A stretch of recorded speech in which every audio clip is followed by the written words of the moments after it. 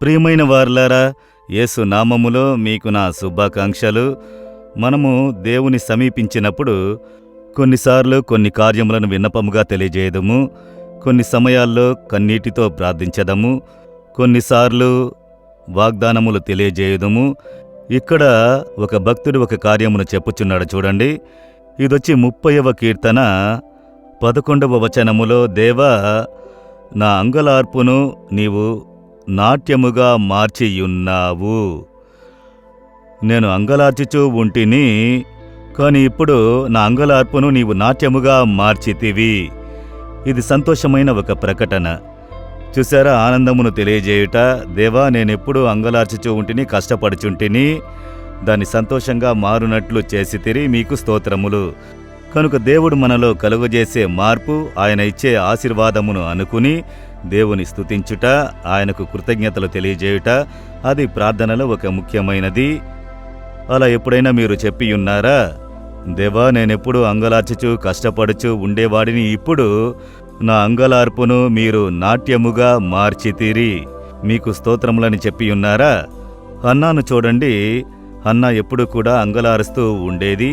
నాకు పిల్లలు లేరు, నన్ను దేవుడు ఇలా ఉంచాడు అని ఏడుస్తూ ఉండేది. భర్త దగ్గర ఏడుస్తుండేది, ఎప్పుడు దుఃఖముఖంతో ఉండేది. చూసేవారందరూ ఏమన్నా ఇలా ఉన్నావంటే, దేవుడు నన్ను చేయి విడిచిపెట్టాడు, నన్ను మర్చిపోయాడు, నాకేమి చేయడం లేదు. రాత్రంతా ఏడుస్తూ ఉండేది. తినమ్మా అంటే లేదు. భర్త తినమ్మా అని చెప్పేవాడు, వద్దు, తినడానికి మనసు లేదని పడకలో ఏడుస్తూ ఉండేది. ఆమె అంగలార్చుచూ ఉండేది. ఒక స్త్రీ అయిన హన్నా.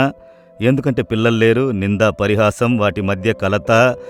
ఒక దినం దేవుని దగ్గరకు వచ్చి అంగలార్చింది, కన్నీరు కార్చి, దేవా మనసు వేదనతో ఏడ్చినది, నాకు ఒక బిడ్డ ఇవ్వండి, ఆ బిడ్డను మీకే సమర్పిస్తాను. తన అంగలార్పునంతా దేవుని ఎదుట కుమ్మరించింది. దాని తర్వాత ఆమె ఏడవలేదు, కన్నీరు కార్చలేదు, సంతోషంగా ఉండేది, మనసానందంతో ఉండేది. తర్వాత చెప్పినది, దేవుని సన్నిధిలో నేను ఈ బిడ్డ కొరకు విన్నపము చేసి తిని, ప్రభు నా అంగలార్పును శబ్దమును విని నాకు బిడ్డను ఇచ్చి నా నిందను మార్చినారు అని సంతోషంగా చెప్పింది. అదేవిధంగా ఆ భక్తుడు చెబుతున్నాడు, నా అంగలార్పును మీరు నాట్యముగా మార్చితిరి. మీ జీవితంలో ఎన్నో కార్యముల కొరకు అంగలార్చితిరి, దేవుడు దానిలో అద్భుతం చేశారు కదా, ఆనంద నాట్యంగా మార్చారు కదా. కృతజ్ఞతలు తెలిపారా ఎప్పుడైనా? ఇప్పుడు చెప్పండి, దేవా నా అంగలార్పును నాట్యముగా మార్చితిరి, నాకు మేలు చేసితిరి, నాకు అద్భుతము చేసితిరి, మీకు స్తోత్రములు. నిందను మార్చితిరి, స్వస్థతనిచ్చితిరి, మీకు స్తోత్రములని చెబుతారా?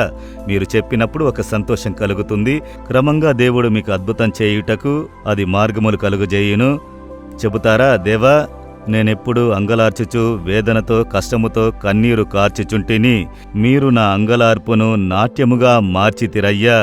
మేలు చేసితిరి, విడుదలనిచ్చినారు, స్వస్థతనిచ్చినారు, ఆశీర్వాదమును ఇచ్చారు, మీకు కోట్ల కొలది స్తోత్రములు స్తోత్రములు స్తోత్రములు. యేసు నామములో స్తోత్ర బలులు అర్పించుచున్నాను తండ్రి. Amen, amen. Jesus redeems Telugu YouTube ఛానల్ను సబ్స్క్రైబ్ చేయండి. సబ్స్క్రైబ్ బటన్ను క్లిక్ చేయండి మరియు బెల్ బటన్ను నొక్కండి. ప్రతిరోజు కార్యక్రమ సమాచారం పొందండి.